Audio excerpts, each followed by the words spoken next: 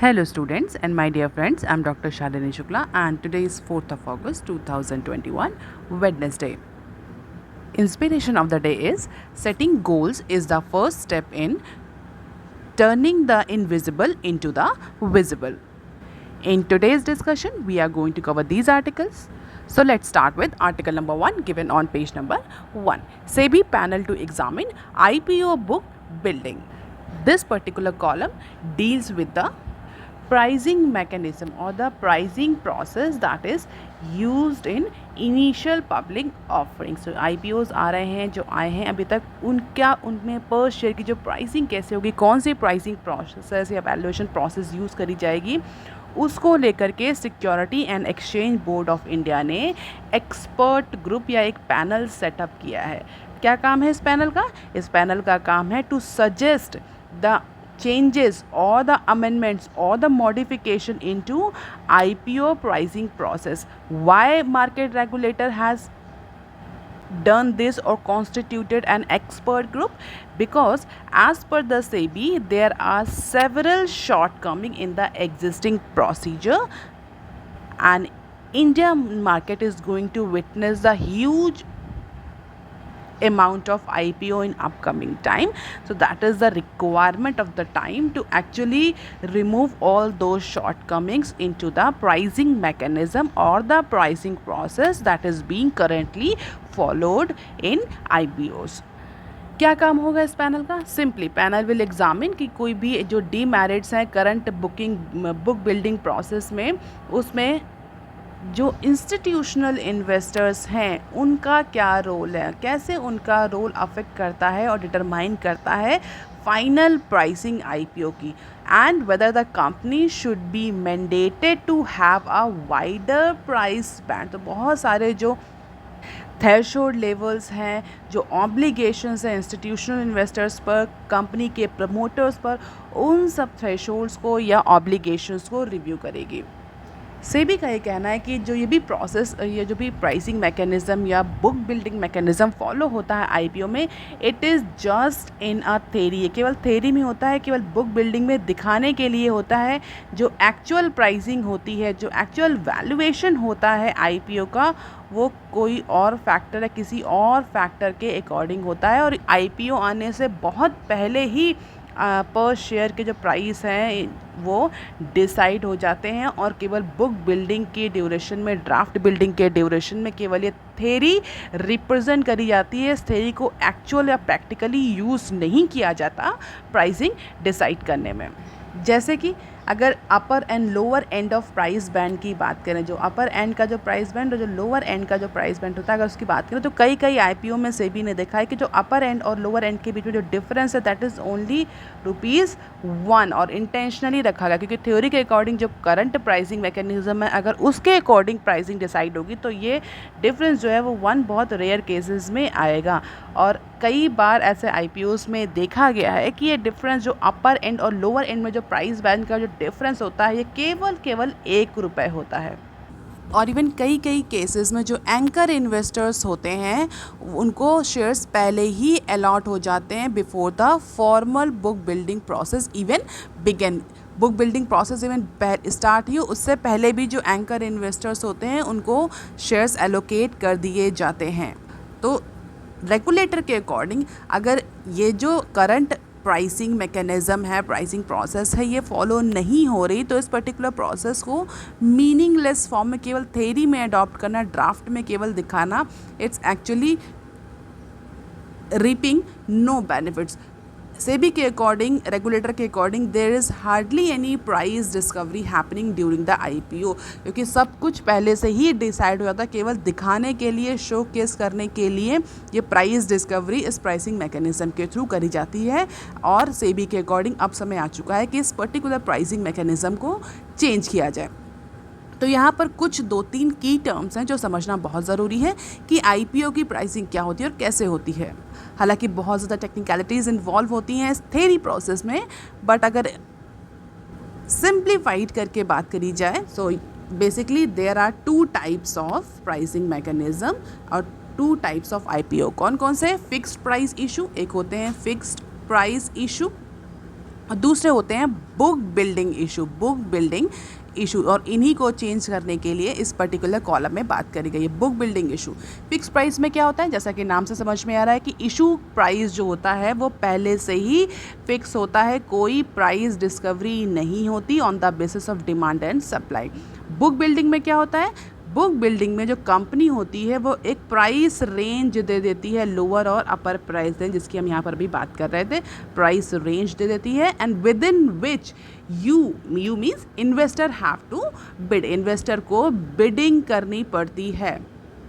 और retail investor के पास option होता है कि वो कट ऑफ प्राइस पे बिड करे या खुद की प्राइस कोटेशन करे। Cut off price means that the investor is ready to pay whatever price the company decides at the end of IPO। तो कट ऑफ प्राइस का मतलब है कि इन्वेस्टर ने कह दिया है कि जब आपका IPO ख़त्म होने वाला होगा, जब IPO इशू होने वाला होगा, तो उस ड्यूरेशन में जो एंड प्राइस होंगे, जो फाइनल डील होगी, जो प्राइस डिस्कवरी होगी, I am ready to pay that amount at the end of IPO। तो this is called as price discovery. और सेबी का कहना है कि यही प्राइस डिस्कवरी हो नहीं रही, actually it is only on theory and in most cases the cut off price is same as the upper level band। जो अपर लेवल में जो प्राइस रेंज दी थी जो कंपनी ने, बहुत सारे केसेस में ऐसा देखा गया है कि जो कट ऑफ प्राइस निकल कर आता है वो अपर रेंज के सिमिलर ही, अपर रेंज ही इक्वल या बराबर ही होता है। However they don't need to be the same at all the time, लेकिन ऐसा कोई मैंडेटरी नहीं है कि ये जो अपर रेंज कंपनी ने डिसाइड करी है और जो कट ऑफ प्राइस है वो सेम ही हो। But most of the cases में ये देखा गया है कि जो अपर रेंज होती है वही कट ऑफ प्राइस के फॉर्म में, या उसमें बहुत सिग्निफिकेंट डिफरेंस होता है। तो जब बहुत इनसिग्निफिकेंट डिफरेंस होता है तो डेफिनेटली जो इन्वेस्टर्स होते हैं, रिटेल इन्वेस्टर्स की बात हो रही है, they actually prefer to buy the IPO और the share at a cut off price और upper range of the price band. अब यहाँ पर एक टर्म और यूज़ हुआ, दैट इज़ एंकर इन्वेस्टर्स। ये एंकर इन्वेस्टर्स क्या होते हैं, जिनके बारे में बात करी जा रही है। सेबी का कहना है कि बहुत पहले प्राइसिंग डिस्कवरी से बहुत पहले एंकर इन्वेस्टर्स को शेयर जो हैं वो एलोकेट कर दिए जाते हैं इन IPO।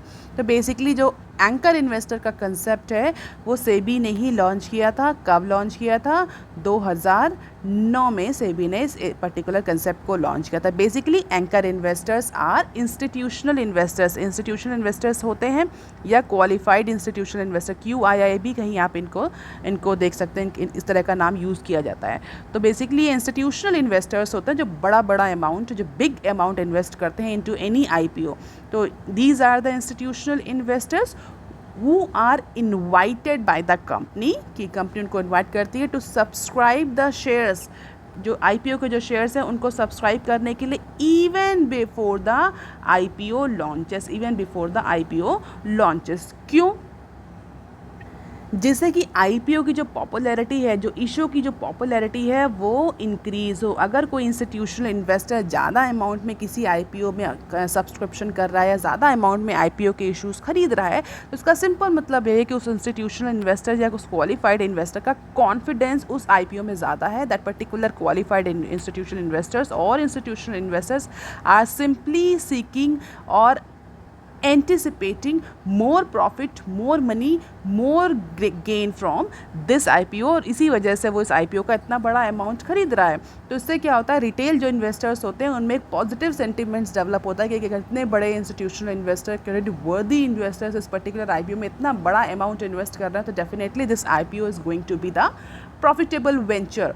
और इससे क्या होता है, जो IPO का जो वैल्यूएशन होता है, जो शेयर का जो वैल्यूएशन होता है वो इंक्रीज़ होता है, वैल्यू इंक्रीज़ हो जाती है, प्राइस इंक्रीज़ हो जाता है। क्यों, क्योंकि सडनली डिमांड बढ़ती है। क्यों, क्योंकि एक भरोसेमंद आदमी ने, एक भरोसेमंद इंस्टीट्यूशन ने उस पर्टिकुलर IPO में एक बहुत बड़ा अमाउंट इन्वेस्ट किया है, बहुत बड़ा सब्सक्रिप्शन किया है। तो जो रिटेल इन्वेस्टर्स होते हैं उनको एक इन्फॉर्मेशन सर्कुलेट होती है कि देखो इतना बड़ा इन्वेस्टमेंट इस पर्टिकुलर इंस्टीट्यूशनल इन्वेस्टर ने किया है, इसका मतलब इस IPO की डिमांड बहुत है क्योंकि इसमें प्रॉफिट बहुत होने वाला है, इसलिए जो प्राइस होते हैं डिमांड के अकॉर्डिंग बढ़ जाते हैं and the IPO gets a good valuation.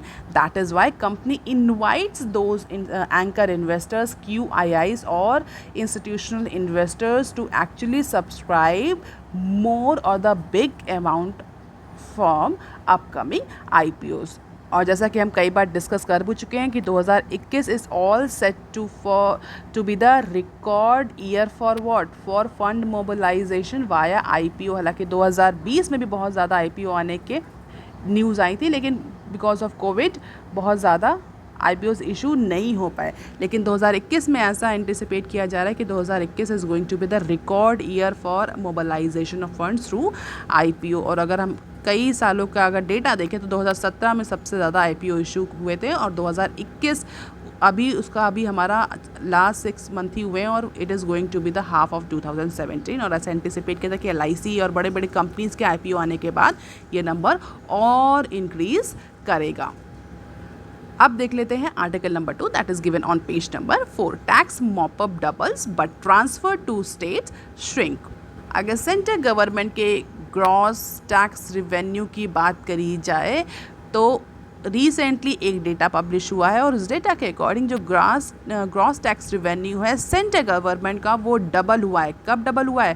First quarter of financial year 22, जो हमारा करंट फाइनेंशियल ईयर है, not calendar year, financial year 22 चल रहा है। इस फाइनेंशियल ईयर 22 के क्वार्टर 1 में, क्वार्टर 1 मतलब अप्रैल से लेकर के जून तक का जो समय है, उस ड्यूरेशन में जो सेंट्रल गवर्नमेंट है उसका ग्रॉस टैक्स रिवेन्यू डबल हुआ है। मतलब रिवेन्यू कलेक्शन जो हुआ है वो डबल हुआ है in comparison to the last year. क्यों? क्योंकि लास्ट ईयर में इस पर्टिकुलर ड्यूरेशन में पैंडेमिक ने इंडियन इकोनॉमी को वर्स्ट हिट किया था, और उस समय नेशन वाइड लॉकडाउन चला था। तो इस बार डेफिनेटली लो बेस इफेक्ट तो है ही है। लो बेस इफेक्ट के कारण जो टैक्स रिवेन्यू है ये डबल होता हुआ सिग्निफिकेंटली इंक्रीज हुआ दिख रहा है। लेकिन अगर बात करें डिवोल्यूशन ऑफ फंड की, जो कि सेंटर एक्चुअली कई केसेस में रिवेन्यू कलेक्ट करती है, और वो रिवेन्यू स्टेट्स को डिवाइड किया जाता है as per the finance commission recommendation. Different state को गवर्नमेंट, सेंट्रल गवर्नमेंट वो रिवेन्यू डिसबर्स करती है, डिवॉल्व करती है, जिससे स्टेट अपने इकोनॉमी में उसको यूज़ करते हैं। तो एज पर द डेटा इस पर्टिकुलर क्वार्टर 1 में जो रिवेन्यू कलेक्शन है वो तो डबल हुआ है, लेकिन transfer to states in the form of devolution decline by 12.3%। और इससे क्या होगा? एक्सपर्ट तय करना कि अगर इसी तरह से जो फंड का डिवोल्यूशन है स्टेट्स को फॉल करेगा, और इस समय पैंडेमिक की वजह से कई सारे स्टेट जो हैं वो स्ट्रेस की सिचुएशन में हैं, they do not have the revenue to spend, जिससे क्या होगा? जो स्टेट इकोनॉमी है वो स्टैगर करेगी, क्योंकि स्टेट्स की स्पेंडिंग कम होगी। और किसी भी स्टेट में, चाहे वो स्टेट हो चाहे वो गवर्नमेंट हो, इकॉनमी में गवर्नमेंट की स्पेंडिंग जो होती है वो बहुत इंपॉर्टेंट रोल प्ले करती है। Government expenditure is very important for any economy और इन GDP ग्रोथ। और अगर डेफिनेटली अगर स्टेट्स की स्पेंडिंग फॉल करेगी तो it will actually stagger the state economies. बहुत सारे जो स्टेट हैं वो स्ट्रेस की सिचुएशन में है। क्यों? क्योंकि उनके पास रेवेन्यू कलेक्शन नहीं हो रहा है, सेंटर भी पैसा नहीं दे रहा। जैसे GST की ही बात करें, जो मनी डिवोल्यूशन होता है, फंड डिवोल्यूशन हो रहा है, वो भी नहीं हो रहा। और कोविड के जो केसेस हैं वो कंटिन्यूसली बढ़ रहे हैं, और उसकी वजह से हेल्थ इंफ्रास्ट्रक्चर पर, सोशल सिक्योरिटी पर बहुत ज़्यादा बर्डन आया हुआ है। तो एक्सपर्ट का ये कहना है कि अगर इसी तरह से जो सेंटर है वो स्टेट के फंड ट्रांसफ़र को रिड्यूस करेगी, डिवोल्यूशन को डिक्लाइन करेगी, तो that is going to be the very big problem for complete Indian economy, especially as they battle the economic uncertainty due to COVID-19 pandemic, और उसका इम्पैक्ट नेशन वाइड देखने को मिलेगा। और अगर क्वांटम की बात करें तो क्वार्टर 1 में जो सेंट्रल गवर्नमेंट का जो कलेक्शन हुआ है, रेवेन्यू कलेक्शन हुआ है, वो 5.3 ट्रिलियन का हुआ है, जो कि पिछले साल 2.6 ट्रिलियन था इसी सेम पीरियड में। और डिवोल्यूशन की अगर बात करी जाए तो सेंट्रल गवर्नमेंट ने 1.17 ट्रिलियन स्टेट को डिवॉल्व किया है, compare to the 1.37 trillion last year. तो लास्ट ईयर जितना डिवोल्यूशन हुआ था, यानी लास्ट ईयर 1.37 ट्रिलियन रुपीज़ जो हैं वो सेंट्रल गवर्नमेंट ने दिए थे स्टेट्स को। इस बार क्वार्टर 1 में कितने दिए हैं? 1.17 ट्रिलियन दिए हैं। जबकि अगर देखा जाए तो इस बार कलेक्शन ज़्यादा हुआ है, तो इस बार डिसबर्सन भी ज़्यादा होना चाहिए था, स्टेट्स को ज़्यादा पैसा देना चाहिए था सेंट्रल गवर्नमेंट को, जिससे कि जो स्टेट्स की जो इकोनॉमिक कंडीशन है वो इम्प्रूव, जो स्ट्रेस की सिचुएशन में है उससे वो निकल कर आए, स्टेट एक्सपेंडिचर बढ़े, स्पेंडिंग बढ़े और इकोनॉमी रिवाइव करे. So this year the devolution is just 22% of the gross tax mop up as per the data. The devolution is typically given as a fixed percentage of the budget estimates of every month. अगर India में बात करें तो जो ये devolution किया था वो बेसिकली एक फिक्स्ड परसेंटेज जो सेंट्रल गवर्नमेंट डिसाइड करती है का budget estimates of every month, तो डिसाइडेड होता है कि इतना परसेंटेज जो है वो स्टेट्स गवर्नमेंट को दिया जाएगा, जितना कलेक्शन होगा उसमें से इतना स्टेट्स गवर्नमेंट को दिया जाएगा. And it was 6% in budget estimates of Q1 financial year 21. तो अगर फाइनेंशियल ईयर 21 की बात करें students, Q1 of 21 it was 6%, यानी पिछले साल 6% था. और ऐसा नहीं कि इस बार इसमें रिडक्शन किया, इस बार जो बजट एस्टिमेट्स जो बजट प्रेजेंट किया तो उसमें भी 6% ही रखा गया है.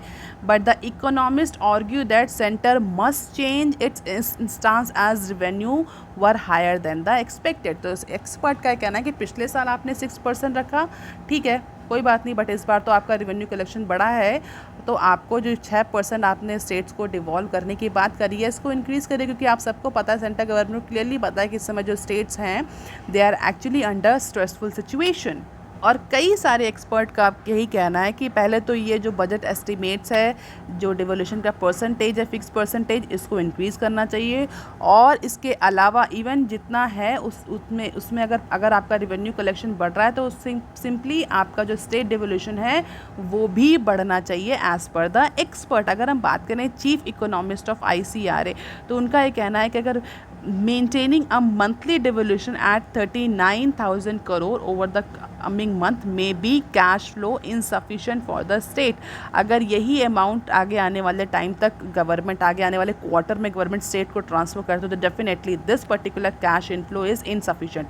स्टेट्स को अपने एक्सपेंडिचर को मीट आउट करने के लिए, अपनी रिक्वायरमेंट को मीट आउट करने के लिए, चाहे वो हेल्थ इंफ्रास्ट्रक्चर से रिलेटेड हो, चाहे वो सोशल सिक्योरिटी से रिलेटेड हो, चाहे वेलफेयर प्रोग्राम से रिलेटेड हो, उसको स्टेट्स मीट आउट नहीं कर पाएंगे. क्यों? क्योंकि this particular cash inflow is insufficient.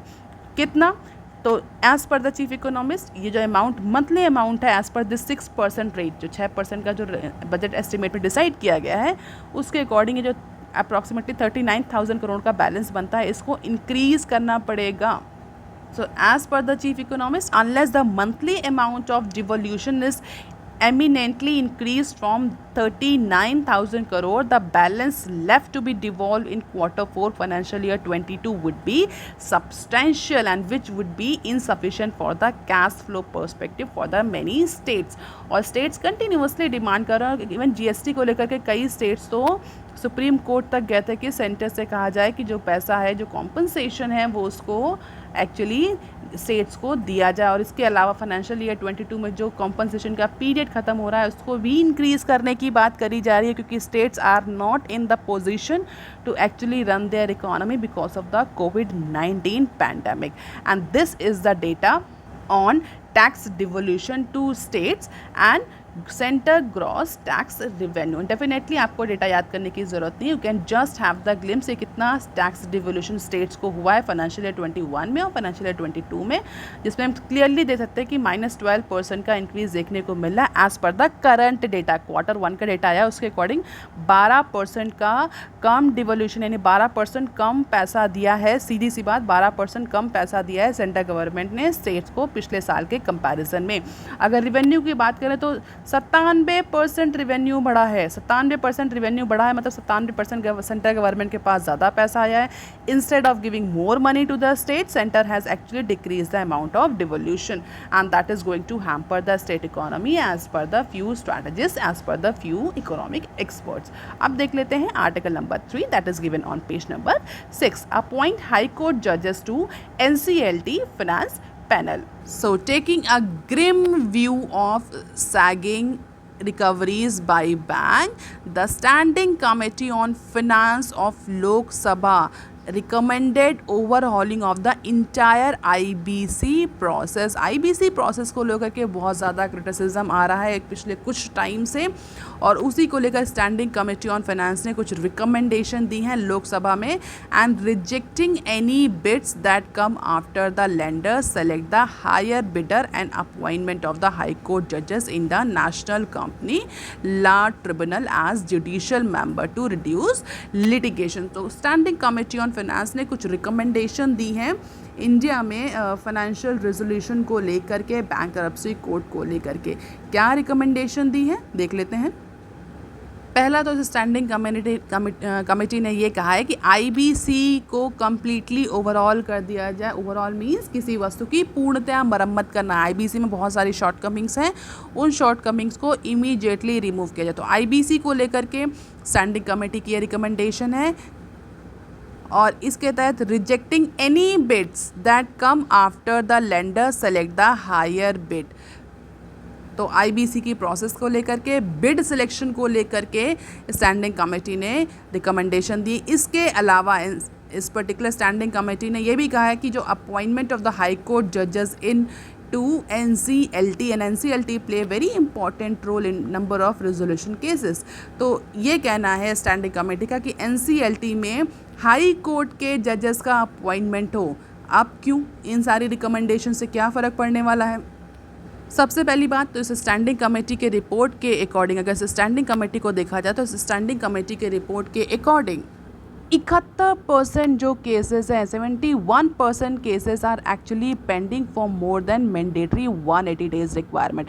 जब ये आईबीसी कोड आया था तो इसका सीधा पर्पस था कि जो रिजोल्यूशन के जो इंसॉल्वेंसी की जो प्रोसीडिंग्स हैं उनको 180 दिन में कंप्लीट कर दिया जाए। पहले 270 था, उसको बाद में रिड्यूस करके 180 कर दिया गया था, जिससे कि जो लॉन्ग टाइम पेंडिंग केसेस चलते हैं इंसॉल्वेंसी को लेकर के किसी भी कंपनी के, उससे क्या होगा, जो बैंक का पैसा फंसा होता था इन द फॉर्म ऑफ एनपीए वो निकल जाएगा। जो लेंडर्स का पैसा फंसा होता था कई टाइम तक, लंबे पता चलता था 10 साल तक कोई इंसॉल्वेंसी का केस चल रहा है, ना पैसा मिल रहा है बैंक को, लेंडर्स को, और ना ही उस कंपनी का कोई फ्यूचर डिसाइड हो रहा है। तो इसीलिए आईबीसी लाया गया था, और आईबीसी के इम्प्लीमेंटेशन के बाद इंडिया की ईज़ ऑफ डूइंग बिजनेस में रैंक बहुत इंप्रूव हुई थी अगर हम बात करें, क्योंकि this was one of the very significant landmark change that government of India had bought. तो 180 डेज तक एक लिमिट सेट करी गई कि 180 डेज तक किसी भी कंपनी का जो रिजोल्यूशन है, इंसॉल्वेंसी प्रोसीडिंग्स है, उसको वाइंड अप करना है। जो भी डिसीजन लेना है 180 दिन के अंदर लेना है। तो इस स्टैंडिंग कमेटी का कहना है कि क्या करीब 71% जो केसेस हैं वो पेंडिंग हैं मोर देन 180 डेज। जो आईबीसी का बेसिक पर्पस था कि faster resolution of these insolvency cases, वो तो यहीं पर हॉल्ट हो गया। 71% केसेस जो हैं वो 180 दिन से ज़्यादा पेंडिंग हैं, and which point out the deviation from the original objective of the code, जिसके लिए पार्लियामेंट ने इस आईबीसी कोड को इनैक्ट किया था। Indian banks fund worth rupees 9.2 trillions are currently stuck into these NCLTs। तो अगर बात करें कितना पैसा इन सब केसेस में फंसा हुआ है, तो अप्रॉक्सीमेटली बैंक्स की बात करें तो 9.2 ट्रिलियन, 9.2 ट्रिलियन का जो पैसा है इंडियन बैंक्स का, वो इन सारे केसेस में स्टक है। even NCLT after they look the defaulter to the court under the court। तो NCLT और सबको में ये सारे इतने सारे तो केसेस पेंडिंग है आईबीसी के तहत। आईबीसी प्रोसेस के तहत NCLT एक्चुअली रिजोल्यूशन की प्रोसेस को इनिशिएट करती है, और उसके तहत अभी तक 71% जो केसेस हैं वो 180 दिन से ज़्यादा पेंडिंग है। और इट इज़ हाई टाइम कि अब आप आईबीसी प्रोसेस में और NCLT के जो अपॉइंटमेंट्स होते हैं उनमें चेंज लाएं। Asking a thorough evolution of the entire process. Standing committee ने सीधा बोल दिया कि जिस पर्पस के लिए लाया गया था आईबीसी को, क्या वो पर्पस मीट आउट हो रहा है, और अगर नहीं हो रहा है तो definitely it is a time कि आप इंटायर प्रोसेस को चेंज करें। And it is even imperative for to have the benchmark for the quantum of the hair cuts comparable to the global standard, as the haircut in many cases is as high as 95%। तो जो credit को hair cut basically एक technical term, या हम बोल सकते हैं बहुत लेमैन सा टर्म भी नहीं है, टेक्निकल टर्म, ये एक जार्गन तरीके का वर्ड है जो बेसिकली यूज़ किया जाता है क्रेडिट के लिए और इंसॉल्वेंसी प्रोसीजर में, जिसमें जो कोर्ट होती है वो ऑर्डर कर सकती है कि अगर 100 रुपीज़ का लोन है किसी एंटिटी पर, 100 रुपीज़ का लोन है किसी एंटिटी पर, तो कुछ अमाउंट का 20 रुपये का 40 रुपये का हेयर कट कर दिया जाए, जिससे कि जो लेंडर्स हैं उनको बोला, जो एक्चुअली जिन्होंने बोरोवर्स हैं उनको बोला जाए कि ठीक है आप केवल इतने अमाउंट के लिए लायबल हैं, और जो भी उस पर्टिकुलर कंपनी को ख़रीद रहा होगा, जो भी उसका नया ओनर होगा, वो कंपनी या स्ट्रेस एसेट्स बिक रहा है, सेल हो रहा है, तो उसका जो भी ओनर होगा उस पर कम लायबिलिटी आएगी। जो इतना हेयर कट होगा उसके बाद जो बची हुई लायबिलिटीज़ होंगी वो आएंगी। बेसिकली अगर हम हेयर कट की बात करें टेक्निकल टर्म में, तो हेयर कट कई पर्पज़ से यूज़ होता है। Hair cut has a two meaning. Most commonly used is when referencing to the percentage difference between the asset's market value and the amount that can be used as a collateral for a loan. तो अगर simplified में मैं बोलूँ तो जो भी नया buyer होता है, नया और ओनर होता है उस पर्टिकुलर स्ट्रेस असेट्स का या उस पर्टिकुलर कंपनी का, उसको थोड़ा सा रिलैक्सेशन दिया था in order to make this particular deal attractive. अगर 100 रुपये का लोन होता है, उसकी मार्केट वैल्यू 100 रुपये है, तो थोड़ा सा हेयर कट करके उसको 90 रुपीज़ कर दिया था और ये कहा जाता है कि ठीक है आप 90 रुपीज़ के लिए लायबल हैं, 10 रुपये हम आपको हेयर कट के फॉर्म में रिमूव कर रहे हैं। और कोर्ट इस तरह के ऑर्डर करती है in order to actually initiate the और in order to get the better deal in case of insolvency process. तो हेयर कट को लेकर भी स्टैंडर्ड सेट करने की बात कही गई। इवन कई कई केसेस में ऐसा देखा कि अगर 100 रुपये लोन है तो 95% हेयर कट कर दिया गया, and that is actually not desirable. इससे बैंक्स को ही नुकसान हो रहा है। जिसने पैसा दिया उसका तो आपने 95% हटा दिया, बाकी भले जो नए ओनर्स हैं उनको भले ही फ़ायदा हो रहा है, बट एटलीस्ट जो बैंक्स का पैसा है वो 95% तक का पैसा डूब गया, क्योंकि मार्केट वैल्यू उस पर्टिकुलर लोन की बहुत ज़्यादा थी और आपने हेयर कट कर दिया। तो इसको लेकर भी एक स्टैंडिंग कमेटी का ये कहना है कि इसको ग्लोबल स्टैंडर्ड के अकॉर्डिंग किया जाए। इंडिया के केसेस में 95% तक हेयर कट हो रहा है। कोई लोन की वैल्यू 100 है तो उसको 5 रुपये ही रखा जा रहा है, 95% उसमें हेयर कट कर दिया जा रहा है। इसके अलावा जो रिजोल्यूशन प्रोफेशनल्स हैं उनको लेकर भी कुछ रिकमेंडेशन दिए। कंपनी का ये कहना है professional self regulator for resolution process professional, जिसको हम आरपीज भी बोलते हैं, that function like institute of chartered accountant of India should put in place. और इनका काम होगा, जो रिजोल्यूशन प्रोफेशनल्स अपॉइंट होंगे, रिकमेंड होंगे, इनका काम होगा टू ओवरसी और regulate the functioning of RP so that there are appropriate standard and fair self regulation. जैसे कि हमारा इंस्टीट्यूट ऑफ चार्टर्ड अकाउंटेंट है, उसी की तरह हमें रिजोल्यूशन प्रोफेशनल्स के लिए भी एक इंस्टीट्यूशन बनाना पड़ेगा, और वो इंस्टीट्यूशन, उसका नाम भी सजेस्ट कर दिया स्टैंडिंग कमेटी ने, इंस्टीट्यूट ऑफ रिजोल्यूशन प्रोफेशनल। और जैसे कि जो आईसीए है वो चार्टर्ड अकाउंटेंट्स को रेगुलेट करता है, वैसे ही IRP that is institute of resolution professional will actually oversee the functioning of the resolution professionals, their self regulation, their functions, their standard. तो इस तरह के कई सारी रिकमेंडेशन स्टैंडिंग कमेटी ने लोकसभा में प्रेजेंट करी हैं। अब इनमें से कितनी मानी जाती हैं ये अलग बात है। इसके अलावा Rajya Sabha passes the IBC amendment bill. Lok Sabha ने finally IBC amendment bill pass कर दिया है 2021 का, with a brief discussion amid the ruckus created by the opposition parties. इस बिल में क्या है, अगर कभी न्यूज़ आएगी तो हम ज़रूर डिस्कस करेंगे। इसके अलावा एनसीएलटी और आईबी से रिलेटेड एक और न्यूज़ थी जो कि पेज नंबर 6 में थी, तो मैंने सोचा कि इसको इसमें ही कंबाइन करना ठीक रहेगा। अगर हम बात करें जिसको लेकर के कई ज़्यादा स्टैंडिंग कमेटी ने कई सारी रिकमेंडेशन दिए, तो उसी पर एक डेटा आया है कि poor asset valuation because maybe because of bad deal, maybe because of more hair cut, poor asset valuation, poor economic climate along with the suspension of insolvency initiation against COVID related defaults are some of the reason why lenders are not opting for the resolution under the new IBC code। Industry experts का ये कहना है कि एक तो जो poor asset valuation हो रहा है, ज़्यादा हेयर कट हो रहा है, इकोनॉमिक क्लाइमेट जिस तरह से चल रहा है, पैंडेमिक से जिस तरह से आपने दिसंबर तक, अगर आपको याद हो तो हमने डिस्कस भी किया था, दिसंबर 2020 तक आईबीसी प्रोसीडिंग्स को सस्पेंड, न्यू आईबीसी प्रोसीडिंग्स को सस्पेंड कर दिया गया था। गवर्नमेंट का ये कहना था क्योंकि पैंडेमिक की वजह से बहुत सारे बिजनेस जो हैं वो अफेक्ट हुए हैं, तो it is actually not logical, not rational, not ethical कि पैंडेमिक की वजह से अगर बिजनेस अफेक्ट हो रहा है तो उनको आप रेजोल्यूशन में ले जाएं।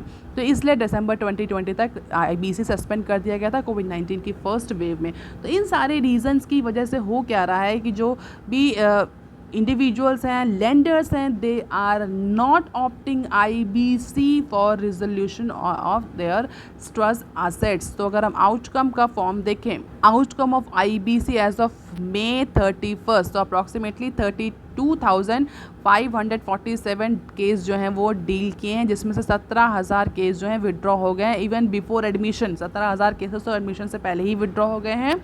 13,000 जो हैं वो अप्रॉक्सीमेटली पेंडिंग हैं। 4,000 की जो प्रोसेस है वो स्टार्ट हो चुकी है। 1,700 की ऑनगोइंग प्रोसेस चल रही है। 1,300 क्लोज हो चुके हैं फॉर लिक्विडेशन, और 1,000 जो प्रोसेस क्लोज हो गई है बीच में ही, और 365 जो हैं वो क्लोज हुए हैं बाई रिजोल्यूशन प्लान। तो this is the outcome of IBC. और इतनी पेंडिंग केसेस पेंडेंसी के बाद ही फाइनली स्टैंडिंग कमेटी ने जो रिकमेंडेशन दी हैं वो दी हैं। And as per the industry expert even lenders are also not opting for IBC. तो आईबीसी जिस वजह से लाया गया था वो पूरा पर्पस हॉल्ट हो गया है। तो अब देखना है कि गवर्नमेंट फ़िलहाल के लिए क्या डिसीजन लेती है, क्या इनिशिएटिव लेती है आईबीसी को वापस से सिग्निफिकेंट और यूजेबल बनाने के लिए। आप देख लेते हैं some other news clips. Byju's eyes $1 billion revenue in US in 3 years. So EdTech giant Byju's is aiming to become the one of the largest player किस स्पेस में, space in the US with the target to hit revenue of $1 billion into the upcoming next 3 year। और बायजूस ने recently acquisition भी किए हैं, हमने discuss भी किया था, और उसी एक्विजिशन के बाद बायजूस जो है वो US की मार्केट पे अपनी नज़र जमाए हुए है। Company wants to replicate the success of its India model in to generate 25% of its overall revenue from the US for upcoming 3 to 4 year with under the ambitious plan। And this is the acquisition spree for Byju's। recently Byju's ने जो acquisition किए हैं, जैसा कि हमने discuss भी किया था, ऑस्मो का, वाइट हैट का, आकाश का, टॉपर का, एपिक का और ग्रेट लर्निंग का, ये सारे एक्विजिशन किए हैं। और डेफिनेटली यूएस को एक बहुत ही पोटेंशियल मार्केट के फॉर्म में बायजूस देख रहा है। अब देख लेते हैं next step, market shattered record. So Nifty crosses the point of 16,000 mark, senses gain 1.65% in most since May 21। तो अगर May 21 से बात करें तो इंडिया का जो बेंचमार्क इंडाइसेस है उसने रिकॉर्ड हाई रजिस्टर किया है ट्यूसडे को। क्यों? रीज़न डेफिनेटली, अगर शेयर मार्केट बढ़ा तो कोई ना कोई रीज़न होगा। रीज़न क्या है? Favourable global cues and gains in the heavy weight stock such as HDFC। So positive domestic micro economic data and easing of the COVID-19 restriction have boosted the investor sentiment। so COVID-19 के जिस तरह से restriction ease out हो रहे हैं, जो domestic micro economic data धीरे धीरे रिलीज़ हो रहा है, जहाँ हमने डिस्कस भी किया था कि GST कलेक्शन जो है वो इम्प्रूव हुआ है, ऑटोमोबाइल की सेल इम्प्रूव हुई है, जो मोबिलिटी को लेकर के जो इंडिकेटर्स है वो इम्प्रूव हुए हैं, कलेक्शन इम्प्रूव हो रहा। तो इन सब के रिज़ल्ट के बाद इसका सीधा इम्पैक्ट शेयर मार्केट में देखने को मिला, और जो सबसे अच्छा स्टॉक रहा वो HDFC का रहा।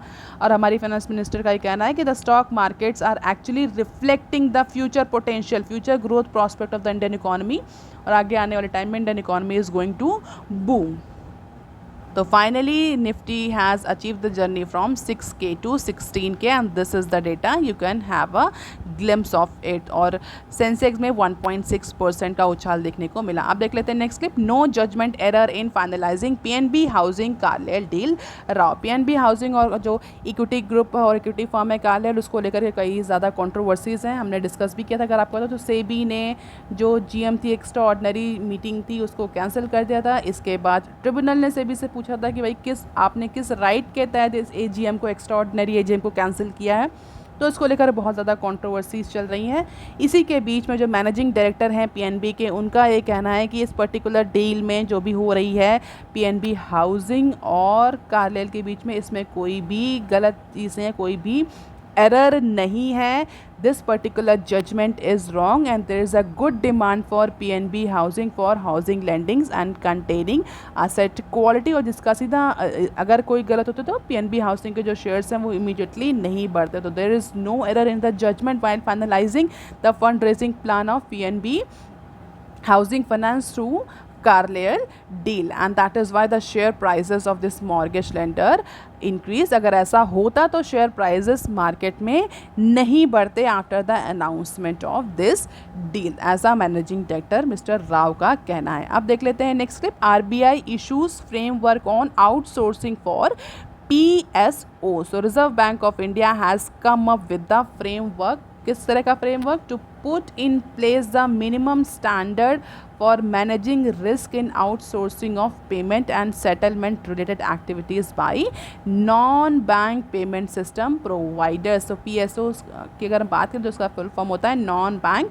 पेमेंट सिस्टम प्रोवाइडर्स, PSOs इनको शॉर्ट फॉर्म में हम बोलते हैं. तो इनको लेकर के सिक्योरिटी RBI ने एक फ्रेमवर्क लाया है जिसके तहत कुछ मिनिमम स्टैंडर्ड को RBI ने प्रिस्क्राइब किया है.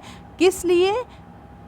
For managing the risk in outsourcing of the payment and settlement related activities. जो payment and settlement related activities होती हैं उनसे जो रिस्क एसोसिएट होता है उसको मैनेज करने के लिए. बेसिकली अगर NBFCs की बात करें, नॉन बैंकिंग फाइनेंशियल एंटिटीज़ की बात करें, तो उनके पास अपने कोई पेमेंट सिस्टम या नहीं होते. बेसिकली वो RBI या किसी अदर बैंक के पेमेंट सिस्टम्स को यूज़ करते हैं. रिसेंटली हमने न्यूज़ भी डिस्कस करी थी जहाँ पर RBI ने अलाउ किया था NBFCs को RTGS और NEFT पेमेंट गेटवे यूज़ करने के लिए. अगर आपको याद हो तो जो NBFCs थी उनको अलाउ कर दिया गया था कि they can use the RBI payment system gateway for RTGS और NEFT. और उसी के बाद से अब RBI ये चाहती है कि कोई मिनिमम स्टैंडर्ड प्रोटोकॉल रखा जाए NBFCs के लिए, जिससे कि जो रिस्क है पेमेंट और सेटलमेंट रिलेटेड एक्टिविटीज़ में उस रिस्क को मिनिमाइज़ किया जा सके. जो कंज्यूमर्स हैं उनको कोई भी प्रॉब्लम ना हो, उनका इंटरेस्ट सेव रहे. तो RBI has said that the PSOs must have the board approved policies for outsourcing, and the board should undertake periodic review of outsourcing policies and arrangement as per this new framework. और इसके तहत RBI ने ये भी कहा कि जितने भी जो ये पेमेंट प्रोवाइडर्स हैं, पेमेंट सिस्टम प्रोवाइडर्स हैं, PSOs हैं, they should not outsource any core management function. तो उनका जो कोर मैनेजमेंट फंक्शन है उसकी आउटसोर्सिंग नहीं करेंगे, जिससे कि जो रिस्क है, जो भी इंफॉर्मेशन है उसके लीक होने की बात ना हो. जो अनसर्टेन रिस्क है related to the security of the particular payment, तो वो सिक्योरिटी बनी रहे. तो किसी भी तरह के अपने कोर जो आपके मैनेजमेंट फंक्शन है उनकी आउटसोर्सिंग नहीं करेंगे, क्योंकि आउटसोर्सिंग करेंगे you need to share the information, और हो सकता है कि प्राइवेसी और प्राइवेट इन्फॉर्मेशन, जो सीक्रेट इन्फॉर्मेशन है, वो आपके कंज्यूमर्स की कहीं ना कहीं कॉम्प्रोमाइज़ हो. Financial information is one of the top secret information that any individual do not want to disclose. That is why it is desirable for these PSOs to not outsource their core management functions. उसमें कौन कौन से? Risk management और internal audit, compliances and decision making function such as KYC related norms. तो इस तरह के जो भी काम हैं इन PSOs के, उसके लिए आप किसी भी तरह की आउटसोर्सिंग नहीं करेंगे. उसके लिए आप खुद अपना कमेटी सेट करेंगे, खुद अपना ऑपरेशन सेटअप करेंगे. तो इस तरह के कई सारे फ्रेमवर्क्स के अंदर रिकमेंडेशंस दिए गए हैं PSOs को, जिससे कि जो यूज़र्स हैं, जो कंज्यूमर्स हैं, उनकी जो इन्फॉर्मेशन है, जो उनकी प्राइवेसी है, वो मेंटेन रहे, उनका इंटरेस्ट हॉल्ट ना हो while using these PSOs, payment system providers. So that's all for today, students. If you want lecture PDF, you can join my Telegram channel. You can also follow me on other social media platforms. If you have any query and suggestion, you can write on comment section below. Please like, share and subscribe. Thank you.